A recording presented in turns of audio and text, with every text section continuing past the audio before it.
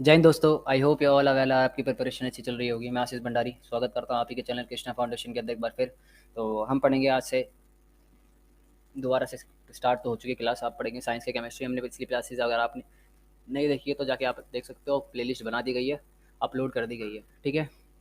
तो अगर आप चाहते हैं कि कोर्स का पूरा कोर्स एक्सेस करना चाहते हैं तो आपको क्या करना पड़ेगा। सामने एक आपको क्यूआर कोड दिख रहा होगा, स्कैन करके आपको इस पर 21 रुपये की पेमेंट करनी है। आप चाहे स्कैन करके पेमेंट कर सकते हो या नंबर के थ्रू पेमेंट कर सकते हैं। 9278032677, ये मेरा नंबर है। 9278032677 डबल सेवन। ठीक है, 9278032677। जैसे आप पेमेंट करोगे 21 रुपये की, आपको क्या करना है, इसी नंबर पे आपको व्हाट्सएप करना है हमें। ठीक है, आपको स्क्रीनशॉट लेके भेजना है आपको हिस्ट्री, पेमेंट हिस्ट्री का। जैसे ही आप ग्रुप क्या कहते हैं, जैसे आपकी पेमेंट कर देता है आपको ग्रुप में ऐड कर देता है। ग्रुप में आपको क्या क्या फैसिलिटीज़ मिलने वाली है वो देख लेते हैं। पीडीएफ प्लस में नोट्स मिलने वाले हैं आपको। कॉम्प्रिहेंसिव प्रिपरेशन कराई जाएगी। हमसे पढ़ने के बाद आपको कहीं किसी भी तरीके के नोट्स या पीडीएफ लेने की जरूरत नहीं पड़ने वाली। माइंड मैप कहने का मतलब ये है कि जैसे चैप्टर खत्म हो जाएगा आपको माइंड मैप के रूप में पूरा का पूरा चैप्टर रिवाइज करा दिया जाएगा। रिकॉर्डेड लेक्चर, जी हाँ बिल्कुल, सारे के सारे लेक्चर रिकॉर्डेड होने वाले हैं। और कभी कभार हम लाइव भी आते हैं, क्लासेस लेते हैं। तो ठीक है, कभी भी बैठ के कितनी बार आप वन 21 रुपये में कितनी बार आप वीडियोस को देख सकते हो। वन टाइम पेमेंट, जो आपको पेमेंट करनी है सिर्फ एक बार पेमेंट करनी है। इसके बाद कुछ भी किसी भी तरह की पेमेंट आपको करने की ज़रूरत नहीं है। और मेरी पर्सनल गाइडेंस के साथ आपको क्लास मिलना शुरू हो जाएगा। और मेरी एजुकेशन क्वालिफिकेशन क्या, आपको कोर्स क्यों ज्वाइन करना चाहिए। मैं ग्रेजुएशन कर रखा है मैंने दिल्ली यूनिवर्सिटी से। ठीक है, मैं पीजी कर रहा हूँ, पोस्ट ग्रेजुएशन कर रहा हूँ अपनी अलीगढ़ मुस्लिम यूनिवर्सिटी से। 5 साल का मुझे एक्सपीरियंस है टीचर लाइन का। ठीक है, तो चलिए स्टार्ट करते हैं वीडियो बिना किसी देरी के। सामने आपको स्क्रीन पे दिख रहा होगा, स्क्रीन दिख रही होगी। तो हमने इससे पहले कुछ क्या कहते हैं ये केमिकल इक्वेशन पढ़ा था, रासायनिक समीकरण के बारे में पढ़ा था। रासायनिक समीकरण क्या होता है, हम क्या कहते हैं किसी भी रासायनिक अभिक्रिया को जब हम उसको क्या कहते हैं सिंबल्स में या फिर सिंबल के थ्रू दर्शाते हैं तो उसको बोलते हैं रासायनिक समीकरण या फिर रासायनिक केमिकल इक्वेशन बोलते हैं इसको। ठीक है, केमिकल इक्वेशन में दो चीज़ें होती है, एक होता है रिएक्टेंट्स और दूसरा होता है प्रोडक्ट। ठीक है, रिएक्टेंट्स क्या होता है, केमिकल रिएक्शन में पार्टिसिपेट करते हैं। ठीक है, और जो क्या क्या प्रोडक्ट होता है वो एंड में क्या होता है, रिजल्ट निकलता है आपका केमिकल रिएक्शन के बाद। ठीक है, हमने केमिकल रिएक्शन के टाइप्स टाइप्स बोल रहा हूँ, केमिकल रिएक्शन के क्या कहते हैं एग्जांपल भी देते हैं, जैसे डाइजेशन हो गया ईटीसी। ठीक है, खाना का पचना हो गया सारा आपका, और प्रेसपिरेशन हो गया, रस्टिंग ऑफ आयरन लोहे को जंग लगना, बर्निंग ऑफ मैग्नीशियम रिबन है ना, फॉर्मेशन ऑफ कर्ड दही का बनना, ये सारे के सारे क्या कहते हैं केमिकल रिएक्शन। ठीक है, एक होता है फिजिकल चेंज है ना, और एक होता है केमिकल रिएक्शन। दोनों में अंतर क्या होता है। तो फिजिकल चेंज में क्या होता है, किसी भी पदार्थ की या फिर आप बोल सकते किसी भी सब्सटेंस की स्टेट चेंज हो जाती है। जैसे मान के चले कोई मान के चले जल था। ठीक है, वो तो या तो बर्फ़ के रूप में हो सकता है या पानी के रूप में, या ज़्यादा गर्म कर दोगे तो किसके रूप में बन जाएगा आपका, गैस के रूप में, भाप के रूप में, है ना। तो वो क्या है, केमिकल रिएक्शन नहीं है, वो क्या फिजिकल चेंज है। फिजिकल चेंज को आप दोबारा से कन्वर्ट करके जो पदार्थ था, जो सब्सटेंस था, उसको दोबारा में कन्वर्ट कर सकते हो। बर्फ़ पिघल जाती है, उसको ऐसी बात नहीं, उसको दोबारा जमा दो तो दोबारा आपका कहते हैं दोबारा बन जाएगी। ठीक है, ठीक उसी तरीके से अगर आप देखा जाए तो केमिकल रिएक्शन में क्या होता है, ऐसा कुछ नहीं होता है। ठीक है, क्यों, एक बार केमिकल रिएक्शन होगी तो आप उसको दूसरे दोबारा कन्वर्ट नहीं कर सकते। जैसे डाइजेशन फूड, तो खाना पच जाता है, दोबारा उस खाने को आप नहीं बना सकते, नया खाना जरूर खाओ, मुसीबत। रेस्पिरेशन, ठीक है, रस्टिंग ऑफ आयरन को जंग लगना। ठीक है, और बर्निंग ऑफ मैग्नीशियम रिबन, जैसे ही आपका मैग्नीशियम रिबन जल जाता है तो उसको बाद में क्या निकलता है, कार्बन डाइऑक्साइड नहीं, आपकी क्या निकलती है एंड में, क्या कहते हैं एंड में जो प्रोडक्ट बनता है उसको दोबारा से आप उस रिबन में कन्वर्ट नहीं कर सकते हो। फॉर्मेशन ऑफ कर्ड, दही बन जाएगी, दोबारा आप दूध में उसको कन्वर्ट नहीं कर सकते हो। ठीक है, दोनों में यही अंतर था। ठीक है, ways of representing chemical reaction को लिखने के तरीके हमने समझे थे। जैसे मान के चले जिंक सल्फेट। ठीक है, जब हम जिंक की अभिक्रिया कराते हैं किससे, सल्फ्यूरिक एसिड से। लेफ्ट हैंड साइड ये क्या है सारे, ये आपके रिएक्टेंट्स है, मतलब कि अभिकारक। ठीक है, और राइट साइड में क्या है आपका प्रोडक्ट जो बना है, तो क्या बनता है आपका जिंक सल्फेट, ZnSO4 प्लस में हाइड्रोजन गैस निकलती है। ठीक है, केमिकल रिएक्शन। ठीक है, chemical reaction can be represented by chemical equation. It involve use by symbol of element of chemical formula of reactant and product with mention of physical state. मतलब कि जब chemical reaction को आप कहते हैं represent करते हो कुछ चिन्हों के द्वारा। ठीक है, जैसे कि जिंक को हम क्या लिखा, Zn लिखा, सल्फ्यूरिक एसिड को हमने किस में लिखा, H2SO4। ठीक है, और इसको हम क्या करते हैं सिंबल के रूप में दिखाते हैं। ठीक है, केमिकल फार्मूले के रूप में दिखाते हैं रिएक्टेंट्स को और प्रोडक्ट को। उसी को हम क्या बोलते हैं, केमिकल इक्वेशन। ठीक है, मतलब कि केमिकल रिएक्शन को आपने एक इक्वेशन के रूप में दिखाना ही क्या कहलाता है, केमिकल इक्वेशन। ठीक है, the necessary condition such as temperature pressure any catalyst should be return as arrow between the reactant and product. ये एरो दिखा रखा है, तो एरो क्या दिखा रहा है कि क्या कहते हैं, हमने क्या करा है, जेड जिंक को हमने क्या करा है H2SO4 पे मिलाया, जिसके कारण क्या हुआ ना, जिंक सल्फेट प्लस में हाइड्रोजन गैस निकली है। Magnesium is burnt in air to form magnesium oxide.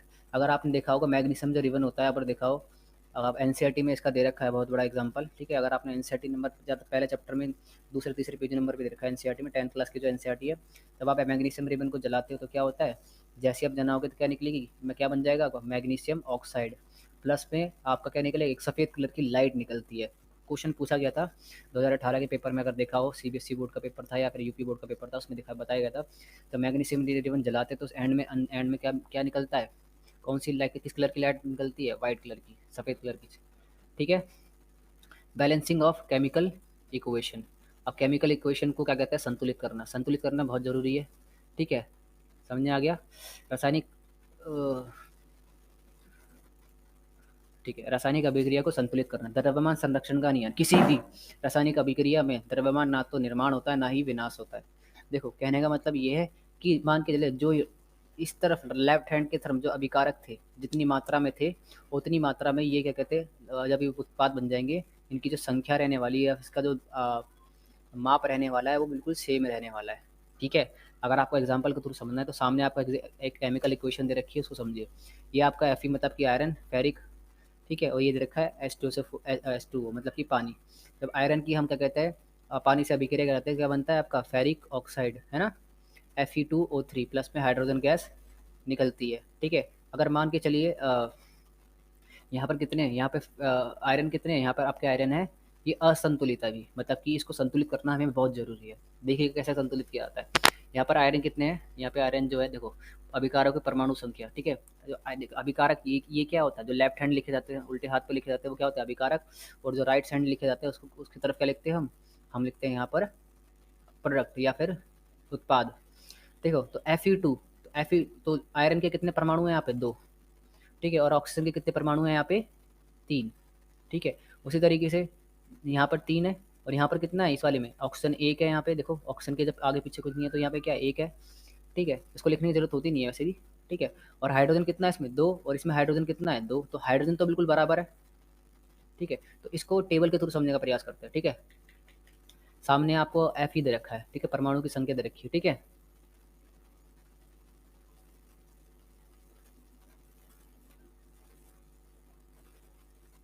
Fe3O4,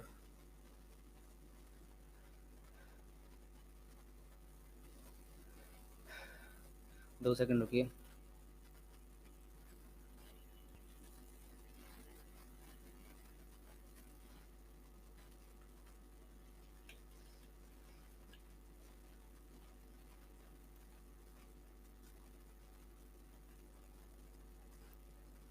कभी कभी चलता नहीं ना।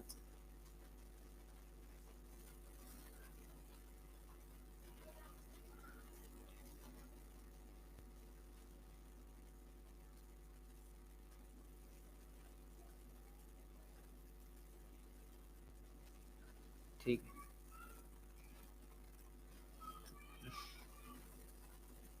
ठीक है। तो देखो यहाँ पे क्या कहते हैं, यहाँ पे थोड़ी एक चीज़ गलत दे रखी है। यहाँ पे Fe3 होगा, Fe3 प्लस में O4, यहाँ पे O4 होगा, ठीक है। तो Fe3O4 प्लस में H2, ठीक है। तो देखो यहाँ पर आयरन कितने दे रखा है, Fe कितना दे रखा है, 1, left hand side, right hand side कितना दे रखा है, आयरन 3 दे रखा है, ठीक है जी। तो हम क्या करेंगे, इसको हम 3 से मल्टीप्लाई कर देंगे, ठीक है, ठीक है, 3 से मल्टीप्लाई कर दिया मैंने, ठीक है, ओके। हाइड्रोजन कितना दे रखा है, 2, तो दो लेफ्ट हैंड साइड मतलब कि अभिकारक भी बिल्कुल बराबर है, और जो प्रोडक्ट है वो भी, या फिर जो उत्पाद है वो बिल्कुल बराबर है। ऑक्सीजन कितना दे रखा है, 4, यहाँ पे 1 लेफ्ट हैंड साइड, और राइट हैंड साइड कितना दे रखा है, 4। तो हम इसके बराबर करने के, इससे किससे मल्टीप्लाई कर देंगे, 4 से, इससे मल्टीप्लाई कर देंगे हम इससे 4 से। तो जब हम इसको लिखेंगे, देखो, तो आयरन कितना लिखेंगे, तो जब भी नोटिस कर लेगा, आप जब संतुलित करते हो तो हमेशा किसी भी परमाणु के आगे लिखा जाता है। तो ये यहाँ पे क्या लिखेंगे हम, इसके आगे लगाएंगे 3, 3Fe, क्या लिखेंगे हम इसको, 3Fe, ठीक है, प्लस में 4H2O, ठीक है। तो 3Fe प्लस में O, O4 प्लस में H2। अब देख लीजिए आप, ठीक है, कि बराबर है या नहीं है। अब देख लीजिए परमाणु की संख्या, हाइड्रोजन कितना हो गया, 4 यहाँ पे लगा रखा है हमने, ठीक है, तो हाइड्रोजन भी हमने 4 लगा दिया।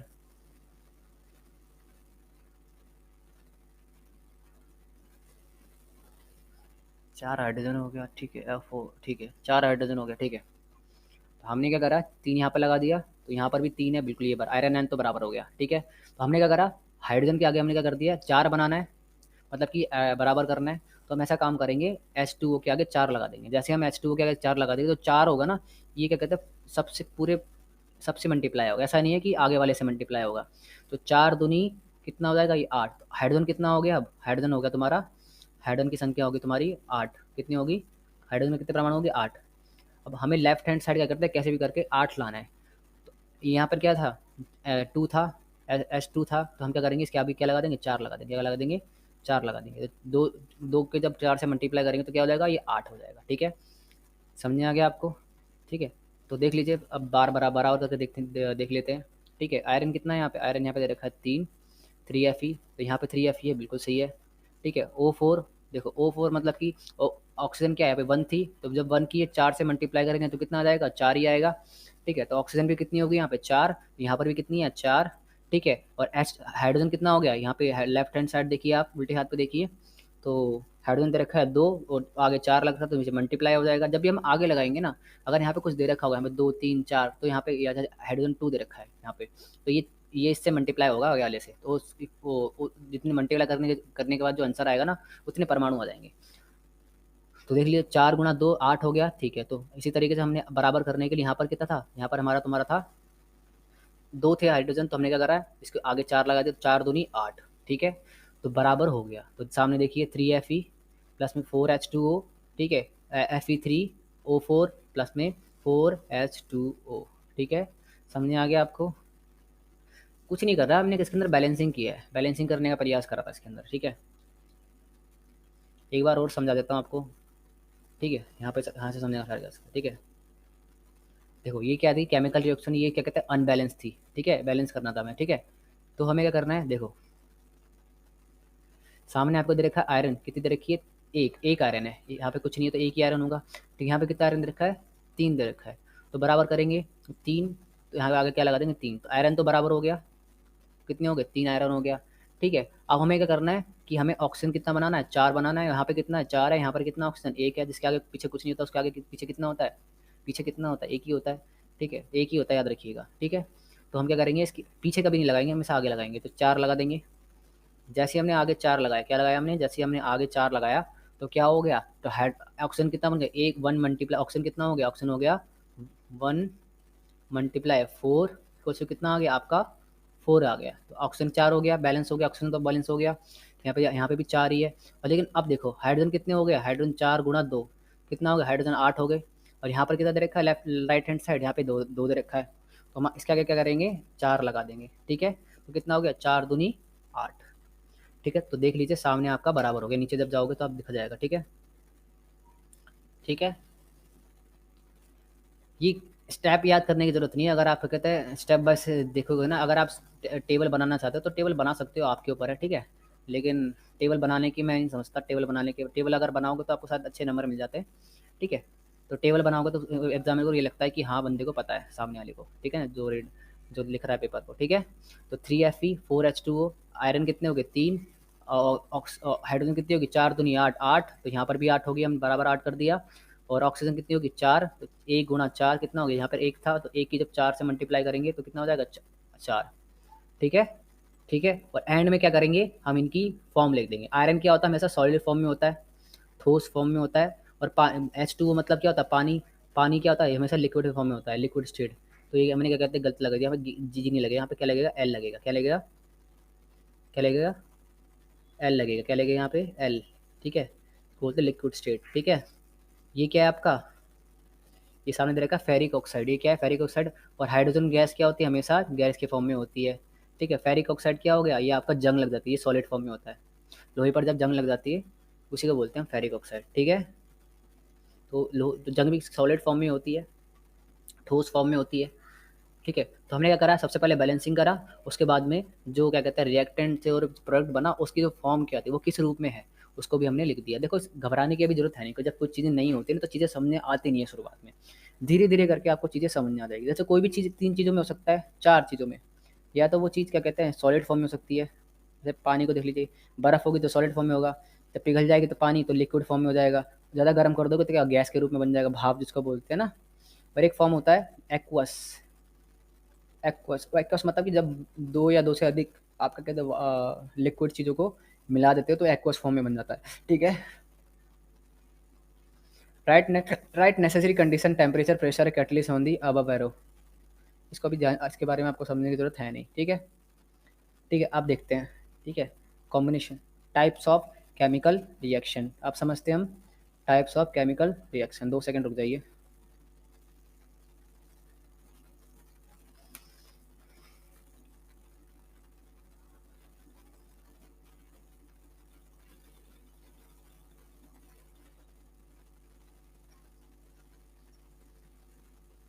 ठीक है, हमने आपको शुरुआत में जब चैप्टर स्टार्ट होने वाला था एक चीज़ बताई थी, हमने क्या कहते हैं रिएक्शन के जो केमिकल रिएक्शन होती है, ठीक है, केमिकल जो रिएक्शन होती है उसके टाइप पढ़ाए थे, ठीक है ना, ऊपर अगर आपने देखा हो, ठीक है।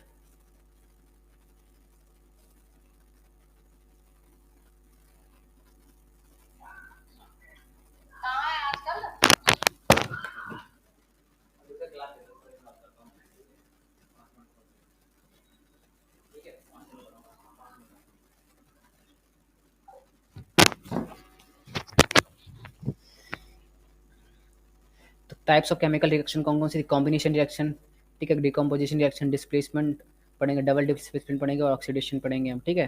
तीन के बारे में पढ़ते हैं। सबसे पहले समझते हैं हम कॉम्बिनेशन रिएक्शन क्या होती है। हमने शुरुआत में रासायनिक अभिक्रिया के टाइप पढ़े थे, अगर आपको पता हो, ठीक है।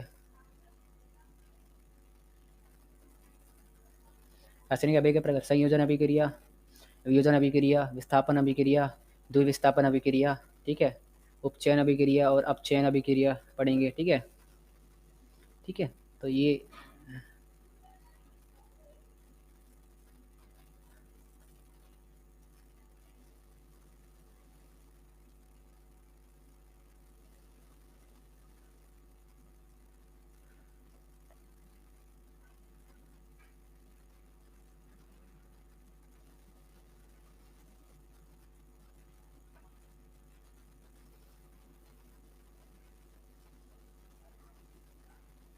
ठीक है। रासायनिक अभिक्रिया के प्रकार, अब रासायनिक अभिक्रिया कितने प्रकार की होती है ऊपर पढ़ा था हमने।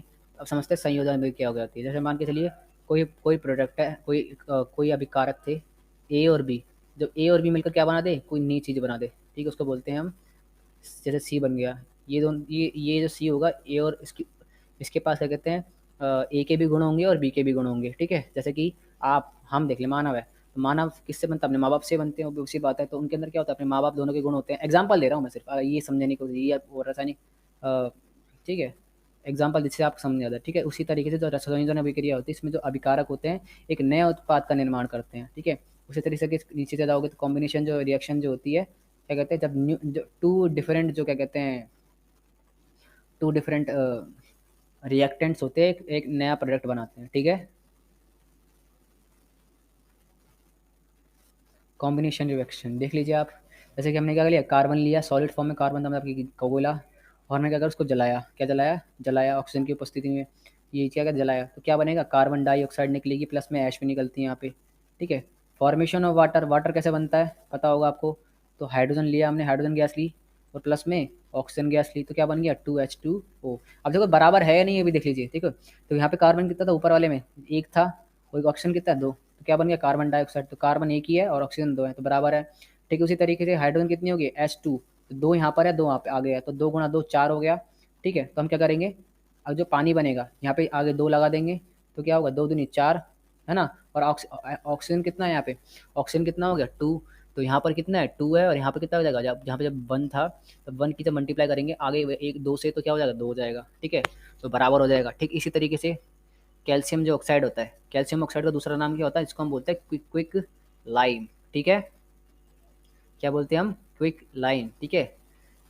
आप सामने देख लीजिए, कोयले का दहन देख लेते हैं हम, ठीक है, कार्बन को लिया हमने, कोयला लिया और ऑक्सीजन की उपस्थिति में जलाया तो क्या बनेगा, कार्बन डाइऑक्साइड।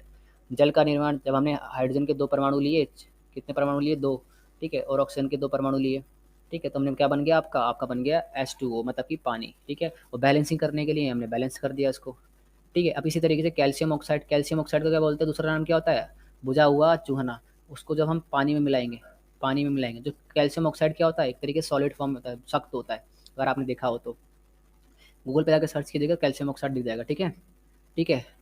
तो क्या क्या तो क्या बनेगा, कैल्शियम हाइड्रोक्साइड, क्या बन जाएगा आपका, कैल्शियम हाइड्रोक्साइड, ठीक है। ओ एच का होल टू एच का मतलब क्या होता है, इसको बोलते हैं हम हाइड्रो ऑक्साइड, ठीक है। इसको इस फॉर्म में लिख सकते हैं, CaOH का होल ट्वाइस, ठीक है। ये क्या आपका एक्वस है, ठीक है। बुझा हुआ चूना और बिना बुझा हुआ, ये बिना बुझा हुआ चूना है। बिना बुझे हुए चूने में पानी की मात्रा नहीं थी, अब इसमें जब पानी मिला देगा तो क्या बन जाएगा, बिना बुझा हुआ चूना, ठीक है, समझे आ गया आपको। तो ये एक्वस फॉर्म में बन जाएगा, ठीक है। जब आप सफेदी करते हो तो आपको देखा होगा, चूना लेके आते होगे आप, उसमें पानी मिलाते होगे, ठीक है, तो क्या बन जाता है आपका, कैल्शियम हाइड्रोक्साइड, ठीक है। जिससे आप आगे जाके क्या करते हो, पुताई में भी काम आता है, ठीक है।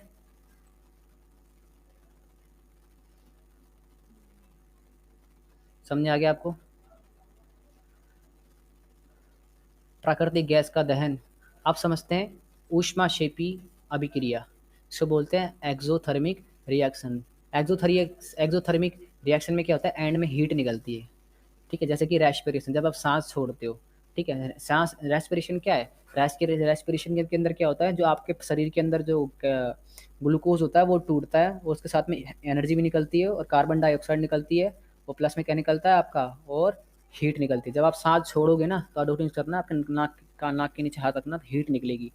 क्यों निकलती है, जैसे ही आप सांस छोड़ देते हो और केमिकल रिएक्शन हो जाता है, और आपके नाक के नीचे से क्या निकलती है, हीट निकलती है, ठीक है। तो वो क्या एक तरीके एक्सोथर्मी, इसको बोलते हैं ऊष्मा शेप या अभिक्रिया। इसमें क्या होता है, अंत में क्या निकलती है आपको, हीट निकलती है, ठीक है। इसी तरीके से श्वसन, ऊपर देख लीजिए, मीथेन है, प्राकृतिक गैस, मीथेन गैस होती है, आपकी बहुत यूज होती है, ठीक है, ठीक है। मीथेन को जब हम ऑक्सीजन की उपस्थिति में जलाएंगे, देखो किसी भी चीज़ को जलाने के लिए आपको तो ऑक्सीजन तो चाहिए। मीथेन क्या होती है, गैस होती है, CH4, फॉर्मूला याद रख लीजिए मीथेन का, CH4, ठीक है। उसी तरीके से ऑक्सीजन ऑक्सीजन गैस की उपस्थिति में जलाया तो क्या निकलेगा, कार्बन डाइऑक्साइड निकलेगी, प्लस में वाटर निकलेगा, और एंड में क्या निकलती है, हीट निकलती है, जिससे आप क्या बनाते हो, रोटी वोटी बनाना हो, कुछ और काम करना हो, इलेक्ट्रिसिटी बनाना हो, उसमें आप यूज़ कर सकते हो, ठीक है। उसी तरीके से श्वसन एक ऊष्माक्षेपीय अभिक्रिया है, श्वसन में एक ऊष्माक्षेपीय अभिक्रिया है।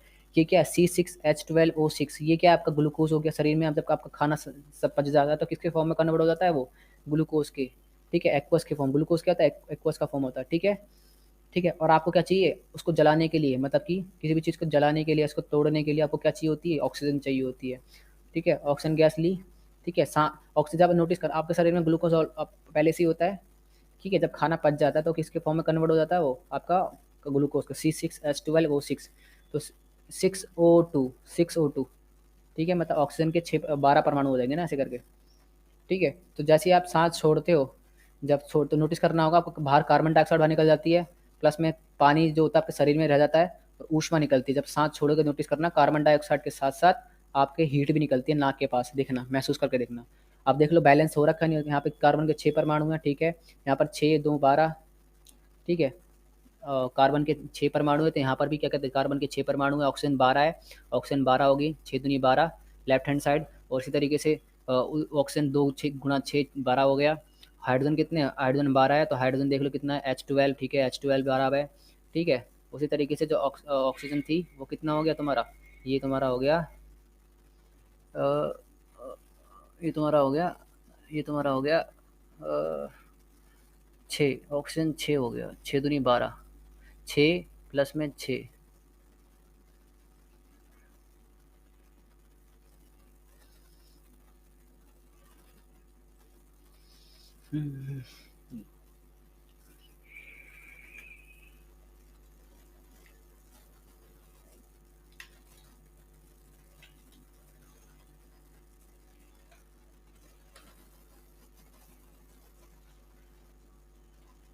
कभी कभी चलता नहीं है ना।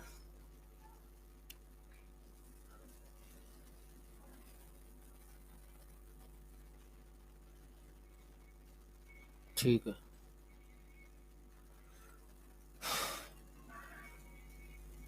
ठीक है। और देखो ऑक्सीजन भी 12 ही है, देखो 6 यहाँ पर होगी, 6 दूनी 12 18, तो 6 दूनी 12 ऑक्सीजन ये और 6 ये, तो कितना हो गया 18, तो ऑक्सीजन कितनी है टोटल 18। ठीक है, तो बराबर ही है, अब इसी बात है। ठीक है, ठीक है, तो आज के लिए इतना ही काफ़ी है। ठीक है, तो मिलेंगे अपने नेक्स्ट वीडियो के अंदर। ठीक है, अगर चैनल पे नए हैं तो चैनल को लाइक कीजिए, सब्सक्राइब कीजिए, शेयर कीजिए अपने दोस्तों के साथ। तो हर रात देखो कभी कभार क्या, तो चीज़ें नई होती है ना, तो हमें समझ नहीं आती है, तो घबराइए मत, वीडियो को एक दो बार देखें तो चीज़ें समझ आना शुरू हो जाएगी अपने आप। ठीक है, तो मिलेंगे अपने नेक्स्ट वीडियो के अंदर। जय हिंद, जय भारत।